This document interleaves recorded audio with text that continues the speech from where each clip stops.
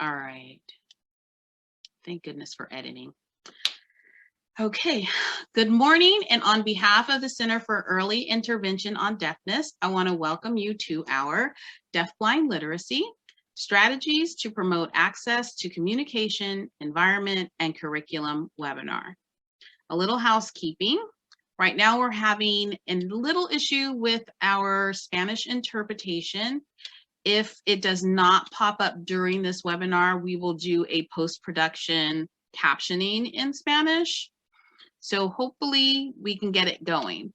In the meantime, this is going to be a lecture format, and then we're going to have a Q&A at the end. So if you have any questions, please feel free to put them in the Q&A box. There's also captioning available. You can click on the box at the bottom. It says CC, and you can start your captions from there. Okay. As we talked about in part 1 of our literacy series, early literacy development is a continuous process, and it really does begin at birth. So the earlier we start, the better, even when there are roadblocks. So the purpose of this webinar is to provide support and information for parents of DHH and deafblind children. We're going to help you create shared reading experiences. You're going to learn to read subtle clues and learn some strategies that are going to help provide early access to language. Okay. I had, again, an opportunity last December to be in a literacy webinar, and we are bringing back Julie Maier from the she's the project coordinator at the California Deafblind Services, and I want to welcome her back as our part 2 presenter. So welcome in, Julie. Thanks, Sean Renee. I'm happy to be here. So I'm going to share my screen. And I'm going to pop off the screen, so we'll just have you up there, and okay. I will monitor the Q&A box. Sounds good. Thank you. Oops. Okay. Are you seeing that okay? Yes. Okay. Great. Well, hi, everyone. As Sean Renee said, I'm Julie Maier, and I'm the project coordinator of the State Deafblind Project. And we're a federally funded grant supported by the Office of Special Education in Washington, D.C. So we're the part of the Department of Education. And our role is to support families and professionals who, families of children who are deafblind and the professionals that serve them. And I'm thrilled to be asked to share this information with the CEID community. If you need to contact me at all afterwards, I'd be happy to answer any questions. And you can see my contact information there. And I think it's also on the last slide. I want to get rid of that. Okay, there we go. Okay. So the first 4 slides are just going to be a recap of some things that we touched on at the March webinar, and which was really demonstrating how with emergent communicators, so for children who are still learning that symbols have meaning and are not yet communicating either through spoken language or using signed communication, that that literacy and communication are very, very linked. And so the first 4 slides are just going to be a recap of those things. So we'll go through that rather quickly. The first thing that's important, if we think about literacy being this extension of communication, is that what is needed for children who are deaf, deafblind, or who are deaf with additional disabilities is that it requires trusted, knowledgeable partners who are thinking about the interactions and making sure that that trust is there, that there's a lot of predictability in terms of the activity you're doing, but also the way that you're interacting, that there's consistency, so that demonstrates a lot of dependability for the young learner or the young child or baby, that they know that this person is understanding my messages, understanding my subtle cues, and that person is also then going to be responsive. So this is a training for families. So the people that I'm talking to are probably going to be the child's parents or other family members that are primary caregivers. And there's a photo here. It's one of my favorite photos. This was actually a graduate of CEID, and she's now a high schooler, if you can believe it. And there she is with her mother. And this child still is at a very emergent pre-symbolic communication level, but she has a lot of intentional behaviors that she can use to send messages, to share, express her emotions, to comment on whether she likes something or dislikes something, to let people know that she thinks something's fun or funny. So you can see here, this is a child, she has cerebral visual impairment, so CVI, as well as really profound sensory hearing losses. The other recap, oh wait, I'm going to go back, is I shared this both at the presentation that Sean Renee saw in December as well as in March. And on this slide, and this is from a colleague of mine, Megan Mogan, who's with the Arizona Deafblind Project. And what she reminds us is when we're thinking about children who are still learning that symbols have meaning and developing language and literacy, when we think about literacy as communication, we have to kind of expand this idea of literacy, meaning that we're reading a book or that we're writing something. So what she reminds us is that reading is receiving. So we receive information while we're reading. So that can also look like someone who's listening, someone who's watching, especially if you're using some sort of visual language with the child, someone who's feeling something, so engaged in a joint activity together, and just someone who's experiencing the event or the activity with you, experiencing those shared emotions. Writing is sending. So that idea that we're giving information away. So when we write, that we're sharing our ideas, sharing our opinions, sharing information or knowledge that we have. Writing can also be speaking. It can be signing. It can be doing or acting upon. So say that you're in a child's learning using an object calendar system, which we'll talk about later, or a child's responding to something that you've asked them to do. Those are all acts of early emergent literacy. So every time you're doing these things, sending messages to your child, and you're sending them in a way that the child understands them, because you're thinking about how they are gathering information through their senses, the ones that are providing access for them, and then the ways that they're responding. As long as you're continuing to do that, you're helping to promote both their communication skills and their literacy skills.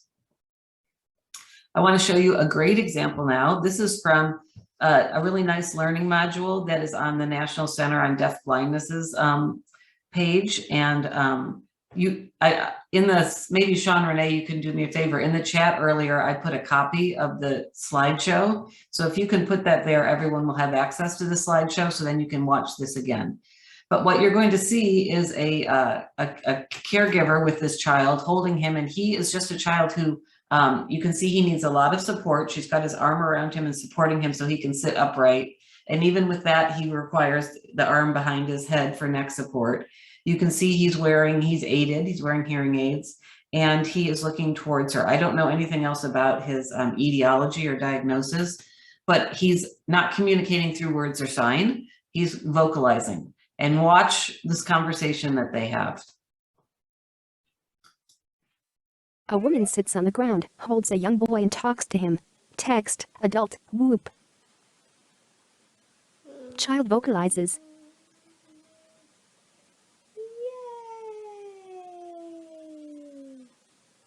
The woman smiles at the young boy, and he looks up at her. Text, adult provides the child with wait time. Child vocalizes. Adult imitates sound. Child vocalizes. Adult makes new sound. Child imitates new sound. So really cool. Going back to the things that we talked about earlier, She's being very responsive. She's keeping her gaze on him the whole time. So if he is seeing something, and if he somehow can see maybe portions of her face or something, he's seeing that he has someone attending to her, but she's also responding with imitating his sounds. She is, this is an activity that they engage in on a regular basis. So there's that predictability and that consistency. He knows what to rely on. And you can see, obviously, by the way that they are going back and forth and the way she's holding him, that this is a trusted relationship. So just to give you an idea, that to me is sending messages and receiving messages. The other thing that she did is she gave him wait time. She waited after she imitated him to see if he would respond, knowing that he would. Okay, and that brings me to my next slide. A woman sits on the ground, holds a young boy. Well, it will in a second. There's one more slide for that. So connecting communication and literacy. So I'm often asked this question about children who are emerging communicators. So that means they're not yet proficient with spoken or signed language. And who are not yet readers. Where does this fit into the day? And what I would say is it needs to fit into every part of the day that's possible. So whether the child's at home with you or at school, we're really thinking about what routines are occurring in the home or at school and engaging the child in those activities, even if they're partially participating, and we'll see some examples. Using touch cues, object cues, and name cues, which we'll talk about later. Active learning, so the child being able to act upon their environment and engage with the materials and learn concepts that way. And then social connections through those shared experiences. But this is the slide I was talking about that woman really demonstrated with that child in the video, is this belief that all children can learn to read and write. And that's reading and writing in the way that I spoke about it a few slides ago. So even if it doesn't look like traditional literacy, that children are able to receive messages and send messages, even if it's acting upon something or vocalizing back. If it's recognizing an object symbol, so recognizing that this cup means, oh good, it's you know that I'm thirsty now and I want a drink. Adults are thinking about enjoyment. So that's a good way to engage the child. So thinking about their interest in building their confidence, that you're looking for every way possible to be promoting literacy skills by modeling how you're using literacy skills. So the last session, we talked about shared reading. So do you have a shared reading routine in your home yet? Do you do that with other children in your home? Is there a way to engage your own child with that? We're going to talk later about story bags, and experience books would be another way. And then you're also paying attention to the child's life experiences and planning activities that'll help build the concepts that they understand and know about the world. And I think we're going to talk about that next. Yeah. Okay. So now we're going to get into talking a little bit about deaf blindness. So there's an image on this screen that's it's a dachshund, and he's dressed in a Halloween costume that looks like a hot dog that has mustard on the top. So a cute photo, and above it is the text 1 + 1 doesn't equal 2. And that's what I just want to make sure that everyone understands, that deaf blind isn't as simple as just deaf plus blind, or because you're a center on deafness, it's not just having a child who's deaf and then adding that there's vision problems on top of that. It's much bigger than that. Many children who are deaf blind, and especially ones that have additional disabilities, there's other senses that are involved that aren't efficiently working correctly or regulating or working in concert together. To not have access to the other primary distance sense. So as you know, in the deaf culture, they rely on vision to gather the information that's not accessible to them, that they cannot hear.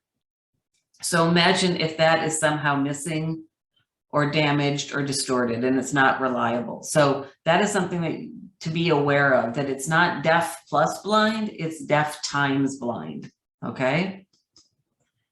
I want to show you the next two slides are going to talk about how learning occurs. And I'm not going to get too far into this. I think these graphics really demonstrate it well, but most learning that most of us most of the things we learn in life from a very early age, from as soon as we start to use our vision and hearing, we learn incidentally. And it doesn't take much effort. We are paying attention to what other people are doing, what other people are saying, what happens when we engage in activity. And if we do it again, if it happens the same way, we start to learn lots of things. So most information that's learned is learned incidentally. No one is directly telling us that, or we're not having a chance to practice it. Like a direct hands-on learning experience would be learning how to tie your shoes, or maybe someone showing you how to bake something rather than just following a recipe, which would be more secondary. So incidental learning, that's how most children learn. Most children come to school, even starting at preschool, with things that we assume they know, that they've already picked up and incidentally. However, it requires that you're taking this information in through your vision, and it helps a lot if you also have good hearing so that you're getting the rest of the information that other people are passing around through spoken language.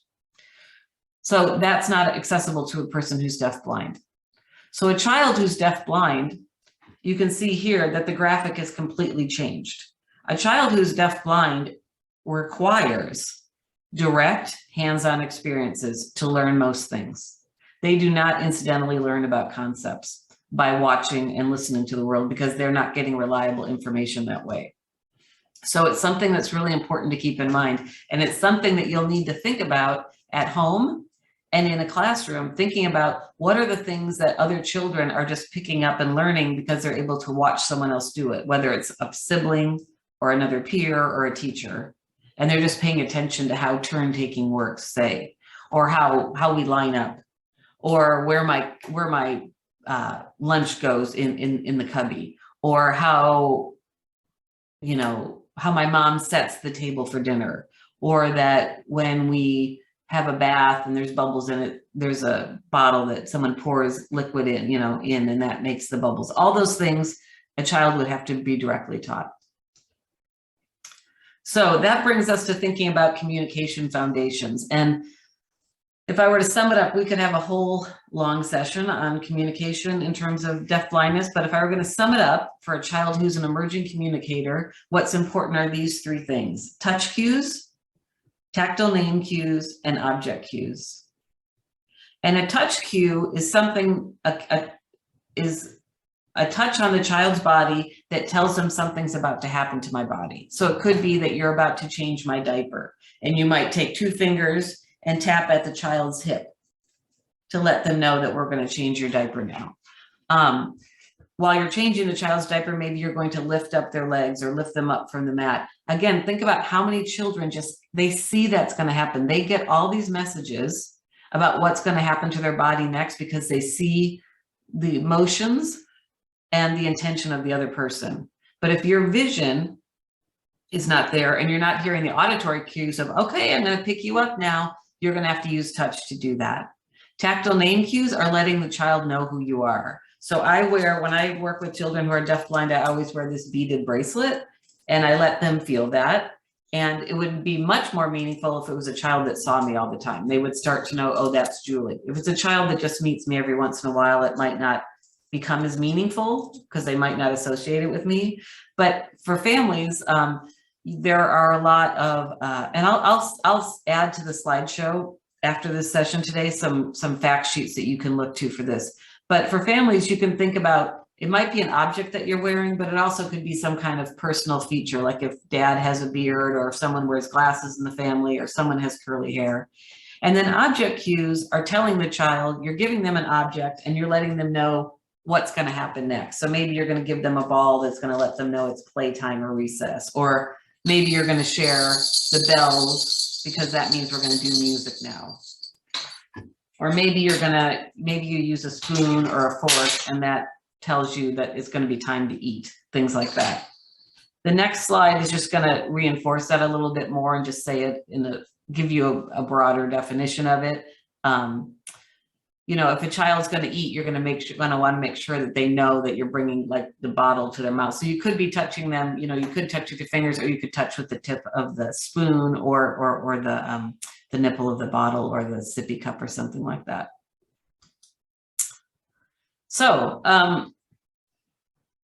when you're thinking about both at home and at school, literacy activities that can help to teach those concepts, so that incidental learning that the child who's deafblind may be lacking, could be a calendar system. So again, think about most typical kids learn very quickly that there's a list on the whiteboard or the blackboard or somewhere in the classroom that's showing them what's the plan for the day. And we talk about that at circle time and we go through it. So a child who's deafblind might not have access to that kind of information. So calendar systems, experience books and story bags or boxes, which I'll talk about, making a journal out of objects that could be a collage, having a tactile name card or photo, so something that helps the child, you enlarge something and give them more access through touch, having them help choose the book for story time, and then just having them experience being able to turn the pages of a book and opening a book and, you know, exploring with the book the same way that typical kids do. And then if possible, pointing out text and symbols in the community if the child does have enough vision, or early on, just giving them exposure to Braille. Okay, so we'll get into all of these in a second.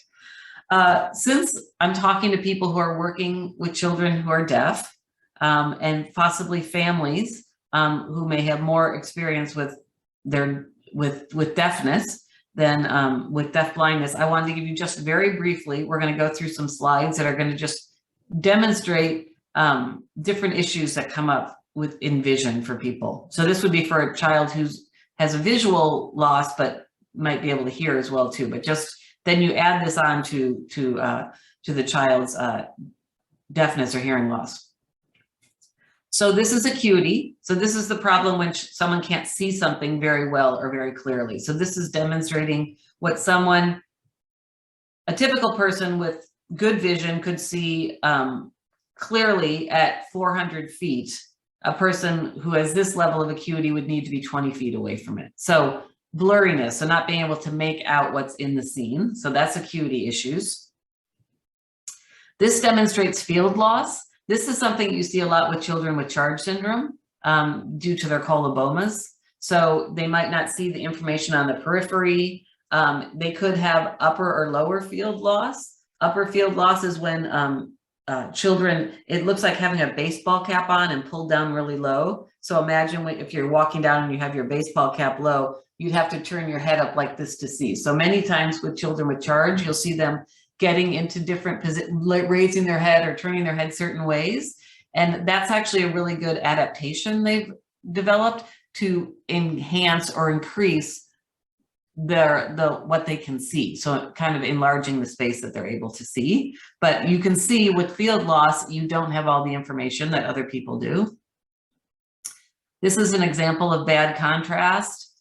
And so is this. So this is what a typical person is seeing, and this is someone that has contrast issues. Again, you can see it's harder to see the details, harder to maybe identify things. So that could be an issue. This is an example of ocular motor visual impairment. So it might be the person is not able when they're moving or when they're in motion to be able to use their vision accurately. So you could see here, this is like going in a theater or something, but many times if you think about it now, there's a really nice ways that they make these accessible, because they have on stairs, you'll see usually they're raised and have some texture to them too, but they'll either be bright yellow or they'll be black or white, so it can stand out so you can see the steps.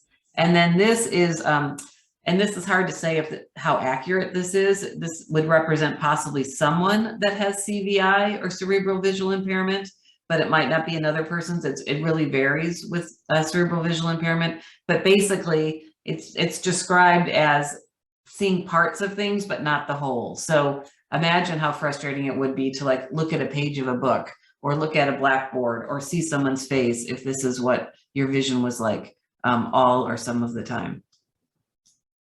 So I just want to check if there's any questions about anything yet. Are there anything in the chat, Sean Renee? There is nothing in the chat yet. Okay. Well, then I'll continue. So children who are deafblind, they're going to need materials that are adapted. You're going to have to think about what their level of vision is, what kind of visual issues they may have. So a child who has acuity issues, you're going to maybe enlarge things. A child who really can't see very much, you want to enhance it with some kind of tactile features. A child that might have some functional hearing, you might have a sound element to stories, or you might sing a song with it. And then for children who have physical needs, you might have to really think about how you're going to make it accessible to them in terms of how you're presenting the material. Are they well supported? Do they need to be lying down when they're looking at things? That's something that also comes up with some children with charge syndrome. Because of vestibular issues, they are not always able to use their vision efficiently when they're upright. So they might feel better with their head down on the desk or lying down. And then you want to make sure that we're really again, because of that lack of incidental learning, they need experiences, real life experiences to connect the things that you're trying to teach them. I wanted to show you this picture because this was really interesting. This is a child that we provided technical assistance for several years ago. And she's in preschool here, and she has charge syndrome. And they did a lot of things to make it possible for her to engage in this. This is her deaf hard of hearing teacher. So she's getting a deaf hard of hearing lesson, and she's learning to label different things. So it was a literacy lesson as well. But she's in a very supported chair. You can't see all of it here. Sorry. You can't see all of it, but she's in a chair that has, it's got a strong back. It's got arms on the side, and she fits just right into it. It also, her feet are right on the floor, so her feet aren't dangling.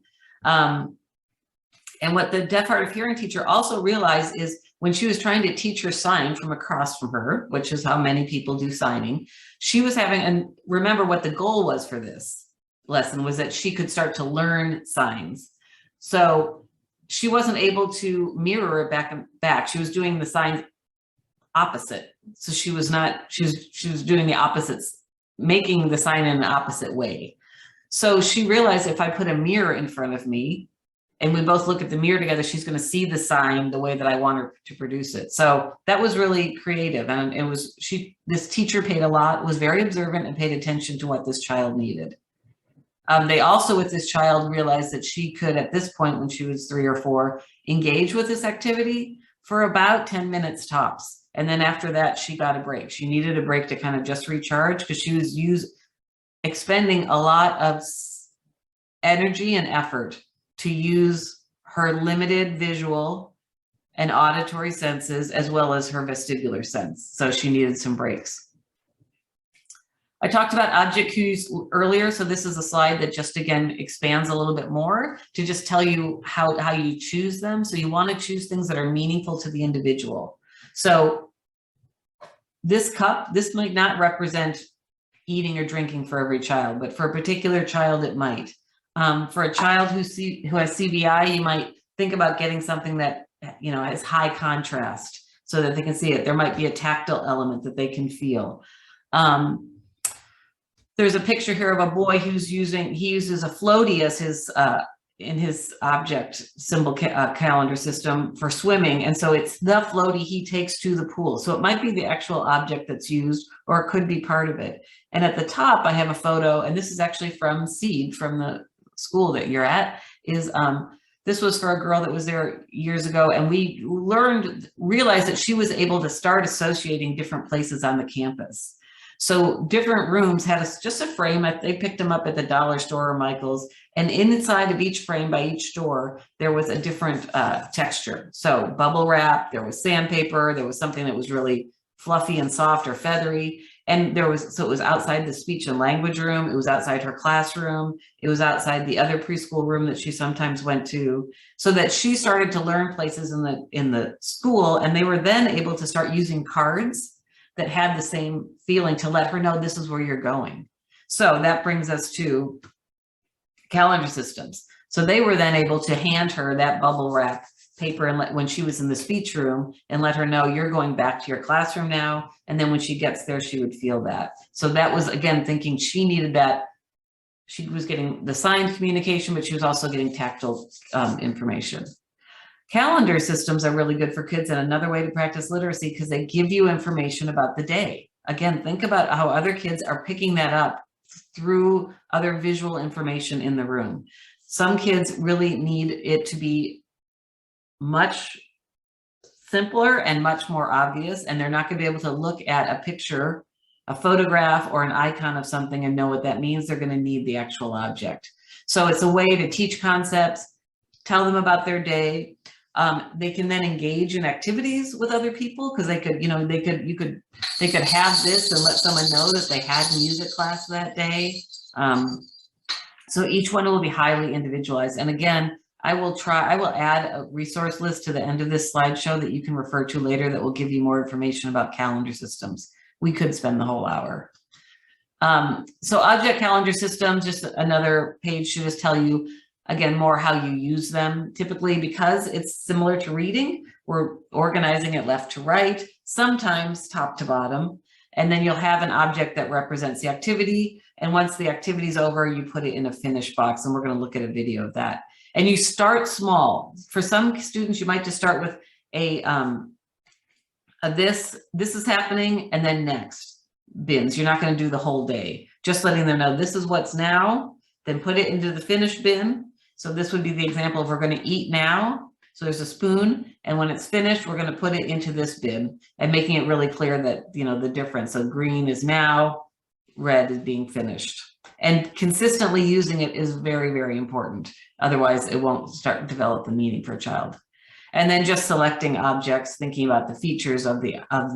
I worked with a team up in Northern California and their family, and so they picked a lot of routines in the child's day that they wanted her to use object symbols for. So there was bath time, there was playtime where she played with this particular activity that involved a lot of balls. There was bedtime. And so they picked different things to let her know that this thing is going to happen, rather than just picking her up and taking her to the bath and feeling the bath. They started to teach her, like with a scented soap, bath time is coming next, or a rubber ducky or something like that. And you can organize it all kinds of ways. I've seen people use shoe boxes that are put together, or plastic containers. People have taken those closet shoe organizers, that go from top, that hang in a closet. That can be a way to organize it. And then for a child with cortical visual impairment, you might think about making sure that it's got a black background so that they can see the object better. I have 2 videos I want to show you now. I'm going to check my time. Okay. These are great examples. This child's a little bit older than a preschooler, but I want to show it to you because this is an example of a mother who, engaged in this level of total communication with her child at a very early age. And you'll see her using signed communication as well as very large picture icons. So he's moved to a level now where he does understand picture symbols, but he is not able to sign himself. So you'll see that she's going to give him a yes and no choice, and she's going to expect him to be able to respond. So watch what you see here. It's really great. And his mom sit facing each other. She points to the communication book. Do you want to go? Do you want to go? There's category go. Yes or no? As she speaks, she signs yes with her right hand and no with her left. Celeste touches her right hand. Yes? She removes the bathroom card from the book and holds it up. She signs as she speaks. Do you want to go potty? Yes or no? Potty? All right. You see that? I'm going to ask you one more time. Okay? Just to be sure. Do you want to go potty? Yes or no? Yes. Okay, we're going to go potty. So great. See, the message is being sent. She's giving him plenty of time. And you can easily see how this is literacy as well as communication. And as he continues to gain skills, there might be a point where he's going to come where he's able to, select a choice himself and expressively tell someone what he wants to do. And now you'll see an example of that with a child who's a little bit more, has developed more symbolic understanding. So here you'll see a child who is going to make a choice about what's happening next. And this is an example of him at school.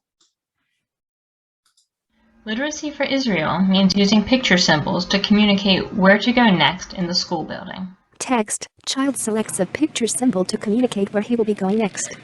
He moves the picture to the front of his daily schedule book. Adult points to the current activity and communicates that it is finished. The student removes the picture symbol of the completed activity and moves it to the finished envelope with printed word finished on outside. Child gathers his belongings and walks to the next activity. So that's a powerful literacy lesson. Very short, but very powerful. He's making the choice about where he's going to go next. It looks like maybe he's going to the nurse's office or something. It looks like a syringe. But then he's also learning that something's finished. It's an organized system where he puts it away. The person is using gestures and sign languages and picture communication with him, the person that's supporting him. It's terrific. And he's got so much independence. This is a child that I would say is literate because he's understanding that symbols have meaning. He knows how to use them to express himself, but also to use them to gather information. So this is why we do all these things at a young age to help children develop to this level. The end of this presentation is just going to be talking about different ways that you could adapt materials. So one is just thinking about you might have to add tactile features to books. So these two slides demonstrate or talk about ways to do that. What I suggest for young children, like the children who are served at CEID and your children, is a fun picture book that has a repeated storyline. So a lot of the Eric Carle, Bill Martin books are that way. I'm Going on a Bear Hunt's another one. Another good one is that book, David No. So look for books that have some kind of repeated line that comes up, because then maybe that will be the part where the child's going to kind of remember something and be able to show a tactile object, or maybe even vocalize to know that they know that's the thing that's coming up. So that can be very powerful. And then this is just a second page telling you about ways to make sure that they're, kid friendly, because they're sturdy and there's a way for it to be, the pages to be turned. And if the child does have some hearing, make sure that the sound feature is loud enough for it. But here there's examples, and this is from a classroom I went to, I took these pictures. So for each page of that polar bear book, they added different tactile elements. And then over here on the sound features, the child could feel what the texture was to find that page. Story boxes and bags are really a good idea for children who are at emerging communication level. So the idea, and if you go to Paths to Literacy and just look up story box, you will see lots of examples. But you select a book that's age appropriate for that child, maybe something of high interest, and then think about different things that can demonstrate parts of the story. So this was Pete the Cat rocking in my school shoes. So there's a guitar, there's the Pete the Cat, and then there's a shoe.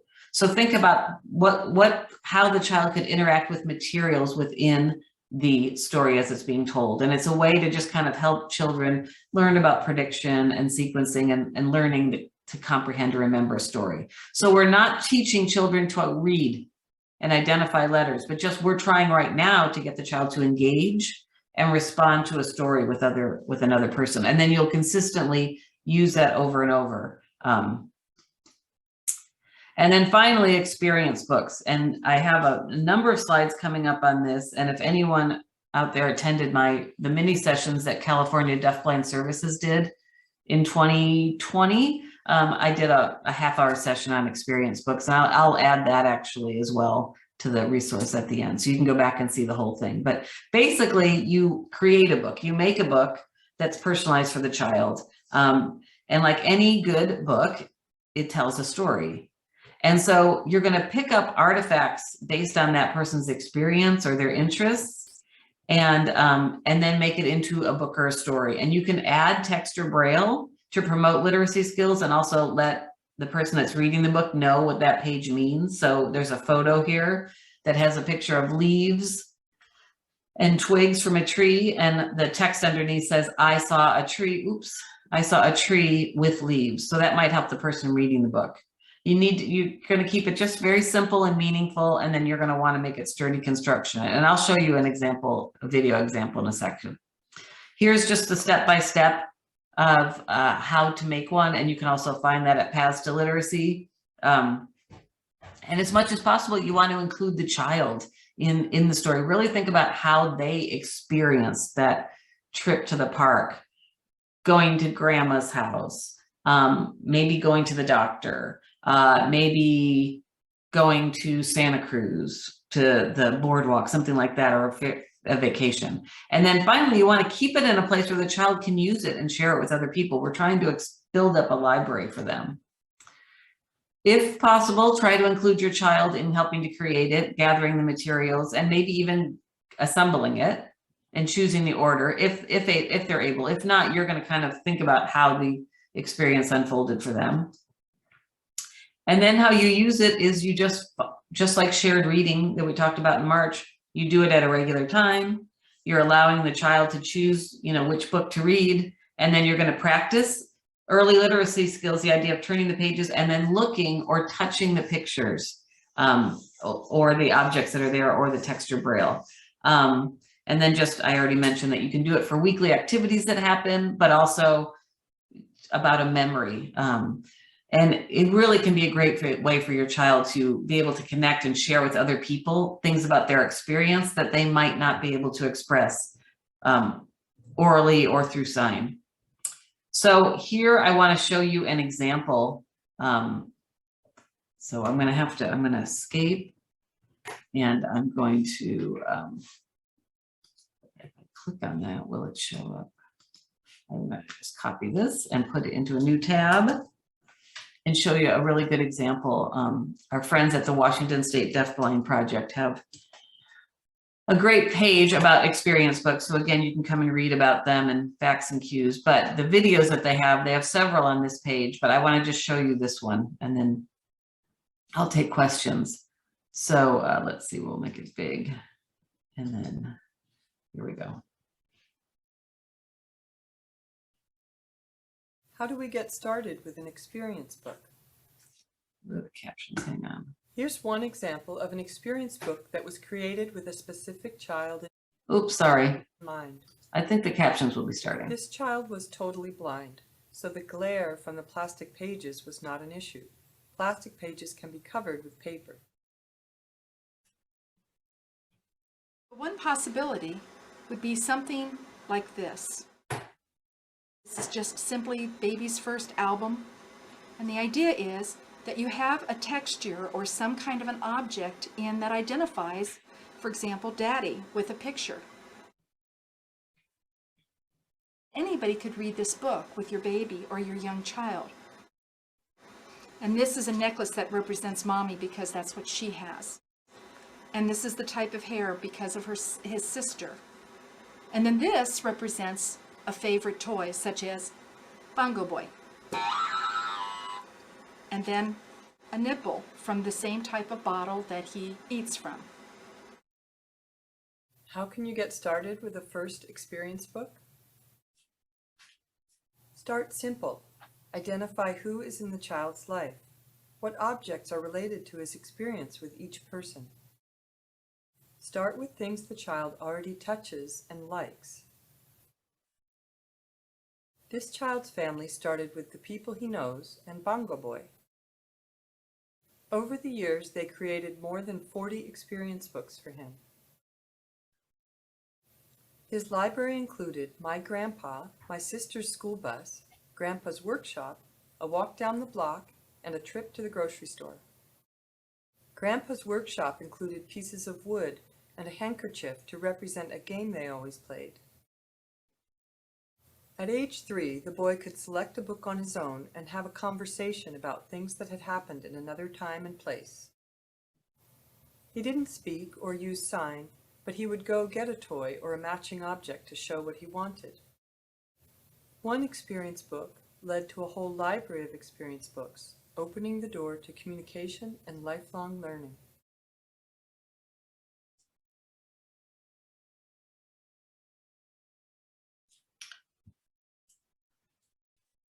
Okay, and then, so I hope that was helpful to see that example. And you have the link now, but the important things are that you're starting simple and you're using those objects that are meaningful to the child, that they're connected to the experience, connected to their life, that they know what that thing is. But how exciting to see that he then developed that level of literacy, that he could talk about something that happened at another time in another place. And remember, that's what reading and writing is, that you're able to share information, ideas, messages across time and space. The last couple slides are just thinking about learners who have cerebral visual impairment. So for those learners, you really have to think about reducing visual complexity. So typically things that are done is you reduce it to just a couple, and I'm giving an example with these two slides because they're on a black background and there's just two colors. So 1 or 2 primary colors. There's not a lot of visual clutter or auditory clutter. You might illuminate the page or object with a flashlight or some kind of light. Many children with CVI are attracted to shiny materials or tactile materials that with a salient feature. So again, the idea of a nipple for a bottle or that piece of the boy's toy. And then plenty of processing time. Many of these kids may need a minute to be able to give a response back to information that you're giving them. And then on this page, I just want to show you a really cool example, again, from the Paths to Literacy website, one of my favorite places.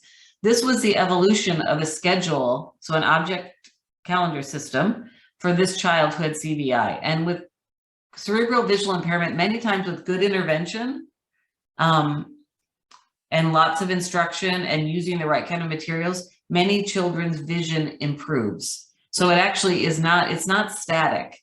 And they go through different levels of being able to interpret visual information better and better if they're getting good intervention. So this is an example of good intervention. So first he started out with real objects, the actual things that were used for eating and for, you know, getting his diaper changed. Then they moved on to just parts of the objects that meant things. So just the lid of his food, a spoon, a small syringe that you're going to get your medicine, a timer, and then this might have been a tab for filling the diaper. Then he moved to photo cards. So this is objects, so that's easier to identify. Now he's starting to look, so he's using his vision. His vision's improving. Now he's able to look at photo cards. Oops. And then finally, he was able to use a schedule board with red lines between each one, so that to help him with what he's supposed to be visually focusing on, to look at the schedule of his day. So just absolutely fantastic and a really good example of showing how literacy skills grow. And then this is the last page with, again, more information about how to contact me. And I am going to stop my share and also get out of here and come back and see what we're thinking. Yay. Thank you, Julie. That was awesome. I'm so happy that we actually brought you back. The part 1 was fantastic and part 2 is just out of this world. So oh, good. Thank you very, very much for coming to present today. Sure. I did not have any questions in the chat box or the Q&A box. However, I do have some questions from the registration. So one is, where did it go? Is it a good idea to have tactile name signs for each member in the family? With some children, yes. So it would really depend. I mean, I know some children who have enough vision that they can make out the person's facial features or have enough hearing that they can identify the different voices. But if the child, if you're really not sure, or if the child has CVI or auditory brain-based hearing loss, like ANSD, auditory neuropathy, things like that, then I think you would want to have some kind of cue. So, you know, mom's necklace or bracelet, or maybe mom's hair. Lots of times too, with family members, there might be a scent. So don't forget about that. Although if you're working with a child with Charge syndrome, remember that many of them don't have a very strong olfactory sense. So, so yeah, it's really individualized, but think about it. If you think the child can't distinguish you all, then I would do that, yeah. Great. And then another question from the registration was, how close should I be to my son when I am signing to him? And they didn't give me an age or what their vision was like. So that's all I got. Yeah, so that's a really good question. And if this is a person, if you hear this recording, and I'm just putting one more thing into the I was putting these to that's a training survey. Okay, so and I would appreciate if everyone who's here would complete it.